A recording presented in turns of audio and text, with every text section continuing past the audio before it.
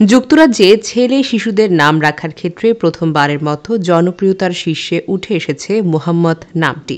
যুক্তরাজ্যের একটি সরকারি সংস্থা অফিস ফর ন্যাশনাল স্ট্যাটিস্টিক্সের এক জরিপে এই সকল তথ্য উঠে এসেছে। ব্রিটিশ সংবাদ মাধ্যম দ্য টেলিগ্রাফে এই খবরটি প্রকাশ করা হয়। নতুন তালিকায় মোহাম্মদ নামটি আগের শীর্ষ জনপ্রিয় নোয়াহকে ছাড়িয়ে গেছে।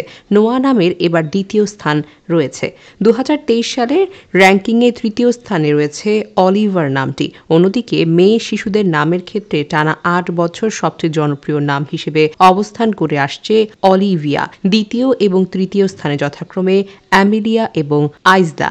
প্রতি বছর ONS শিশুদের নাম সম্পর্কিত তথ্য বিশ্লেষণ করে। প্রতিষ্ঠানটি যুক্তরাজ্যের সবচেয়ে জনপ্রিয় এবং অপ্রিয় নামগুলোর তালিকা প্রকাশ করে। তাদের সর্বশেষ জরিপের ফল অনুযায়ী 2023 সালে ইংল্যান্ড এবং ওয়েলসে 4,661 জন নবজাতকের নাম মোহাম্মদ রাখা হয়েছে।